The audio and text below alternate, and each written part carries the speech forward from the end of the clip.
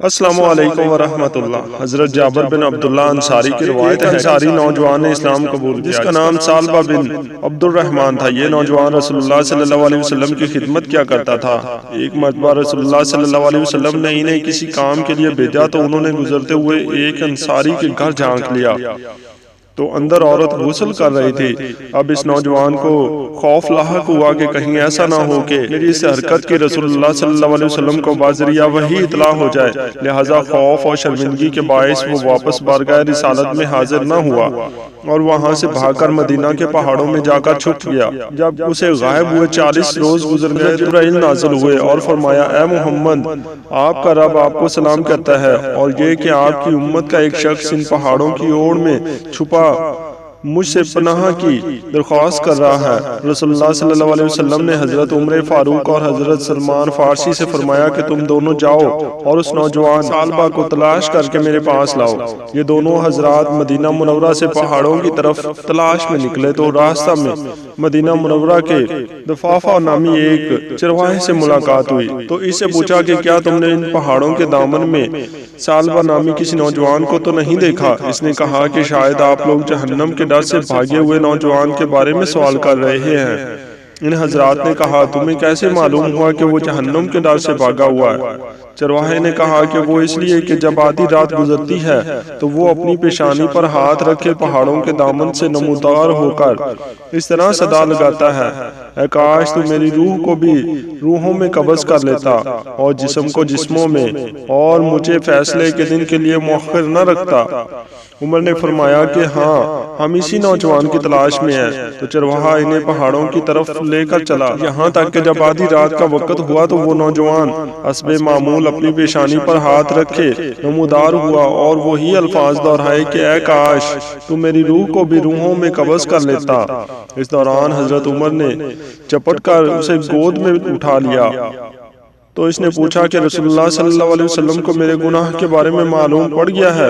فرمایا، یہ تو مجھے معلوم نہیں، البتہ کل شام آپ صلی اللہ علیہ وسلم نے تمہیں یاد کیا، پھر مجھے اور سلمان کو تمہاری تلاش میں بھیج دیا کہ جاؤ سالبہ کو ڈھونڈ کے لاؤ۔ اس نے کہا کہ پھر ایسا کرو کہ مجھے اس وقت بارگاہ اقدس میں لے چلو جب آپ نماز پڑھ رہے ہو۔ حضرت عمر فاروق رضی اللہ تعالیٰ عنہ اور سلمان فارسی رضی اللہ تعالیٰ عنہ کو ساتھ لے کر چلے اور پیچھے صف میں کھڑا کر دیا۔ سالبہ نے جب حالت نماز میں رسول اللہ صلی اللہ علیہ وسلم کی تلاوت سنی تو بے ہوش ہو کر گر پڑا۔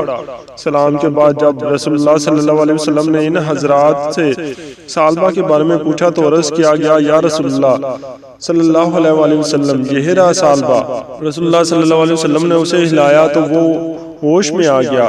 آپ نے فرمایا، تمہیں کس چیز نے مجھ سے غائب کر دیا؟ عرض کیا، میرے گناہ نے یا رسول اللہ صلی اللہ علیہ وسلم۔ آپ نے تسلی دی اور اسے اپنے گھر جانے کا حکم دیا، جس کے بعد یہ نوجوان 8 روز تک بیمار پڑا رہا۔ اطلاع ملنے پر حضرت سلمان فارسی رضی اللہ تعالیٰ عنہ بارگاہ رسالت صلی اللہ علیہ وسلم میں حاضر ہو کر عرض گزار ہوئے، یا رسول اللہ صلی اللہ علیہ وسلم، احساس گناہ نے سالبہ کو بیمار کر ڈالا۔ رسول اللہ صلی اللہ علیہ وسلم نے فرمایا، چلو ابھی سالبہ کی عیادت کریں۔ آپ اس کے پاس تشریف لائے اور اس کا سر اپنی گود میں لے لیا۔ آپ صلی اللہ علیہ وسلم نے فرمایا، اس وقت تم کیا محسوس کرتے ہو؟ اس نے فرمایا، رسول اللہ صلی اللہ علیہ وسلم، مجھے ایسا محسوس ہوتا ہے کہ میرے جسم کے گوشت میری کھال اور ہڈیوں کو چونٹیاں سی کاٹ رہی ہیں۔ آپ صلی اللہ علیہ وسلم نے فرمایا، کوئی خواہش ہو تو بتاؤ۔ عرض کیا، یا رسول اللہ، میرے رب کی طرف سے مغفرت کا پروانہ اور بس۔ حضرت جبرائیل علیہ السلام نے نزول فرمایا اور حکم سنایا، میرا یہ بندہ زمین کی مقدار بھر بھی گناہ کرتا تو میں اسی مقدار میں اپنی رحمت اور مغفرت کے ساتھ اس کا استقبال کرتا۔ جب رسول اللہ صلی اللہ علیہ وسلم نے سالبہ کو اللہ کا یہ پیغام دیا تو اس نے ایک چیخ کے ساتھ جان دے دی۔ رسول اللہ نے سالبہ کی تجہید و تدفین کا حکم فرمایا اور نماز جنازہ کے بعد اسے لے کر نکلے۔ ہم نے دیکھا کہ رسول اللہ چلتے ہوئے انتہائی احتیاط کے ساتھ پاؤں زمین پر رکھنے کے بجائے پنجوں کے بل چل رہے تھے۔